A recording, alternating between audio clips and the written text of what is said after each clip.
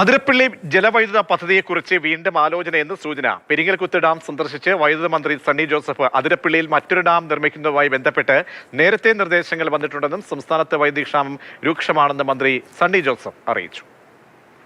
കൂടുതലായിട്ട് നമുക്ക് മുന്നേറാൻ സാധിക്കുന്നില്ല. സോളാറിനെ ആശ്രയിക്കുന്നുള്ളൊരു യാഥാർത്ഥ്യമാണ്.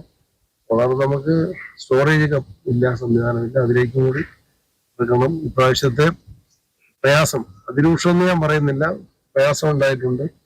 അത് മറികടക്കുന്നതിന് ഒരു വലിയ ചിന്ത ഉണ്ടായിട്ടുണ്ട്. ഇതൊരു ആവശ്യമാണ്. എങ്ങനെയാണ് പരാതി പറയുന്നതിന് പകരം അല്ലെങ്കിൽ അതിനോടൊപ്പം പരിഹാര നിർദ്ദേശങ്ങളും ആലോചിക്കാൻ എല്ലാവരും തയ്യാറാണ്. ഇംപ്ലിമെന്റേഷനിലെ പദ്ധതിയുടെ പ്രൊജക്ട് ആവിഷ്കരണത്തിലെയൊക്കെ പോരായ്മകളാണ്.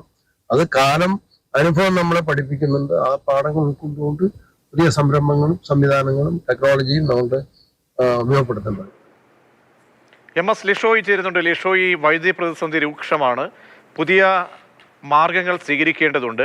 അതിരപ്പള്ളി പദ്ധതി നേരത്തെ ആലോചിച്ചതാണ്. അപ്പോൾ കൂടുതൽ പരിസ്ഥിതിക്ക് ദോഷമില്ലാത്ത രീതിയിലൊക്കെ തന്നെ എങ്ങനെ വിഭാവനം ചെയ്യാൻ ആലോചനയുണ്ട് എന്നാണ് ഇപ്പോൾ സർക്കാരിനെ പ്രതിനിധീകരിച്ച് വൈദ്യുതി മന്ത്രി പറയുന്നത്.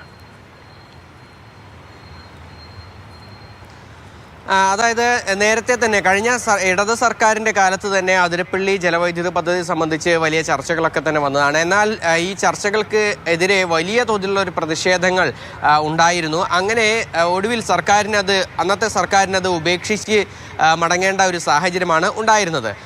അപ്പോഴും ഈ കഴിഞ്ഞ സർക്കാരിൻ്റെ അവസാന കാലഘട്ടത്തിൽ വരേക്കും ഈ പദ്ധതി പൂർണ്ണമായും ഉപേക്ഷിച്ചിട്ടില്ല എന്ന മട്ടിൽ തന്നെയായിരുന്നു കാര്യങ്ങൾ നീങ്ങിയിരുന്നത്. പിന്നീട് ഒടുവിൽ കഴിഞ്ഞ സർക്കാരിൻ്റെ അവസാന ഘട്ടത്തിൽ ഈ പദ്ധതി പൂർണ്ണമായി ഉപേക്ഷിക്കുന്നു എന്ന് KSEB തന്നെ വ്യക്തമാക്കുകയും ചെയ്തിട്ടുണ്ടായിരുന്നു. പക്ഷേ അതിപ്പോൾ ഈ പുതിയ സർക്കാർ UDF സർക്കാർ വന്നതിന് ശേഷം വീണ്ടും അതിരപ്പള്ളി പദ്ധതിയെ സംബന്ധിച്ചുള്ള ആലോചനകൾ KSEBയിൽ നടക്കുന്നുണ്ട്.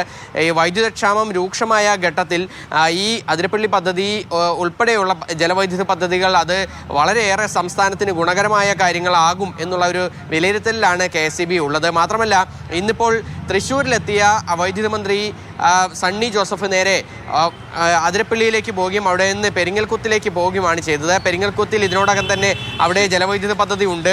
ആ പദ്ധതി പ്രകാരം വൈദ്യുതോൽപാദനം നടക്കുന്നുണ്ട്.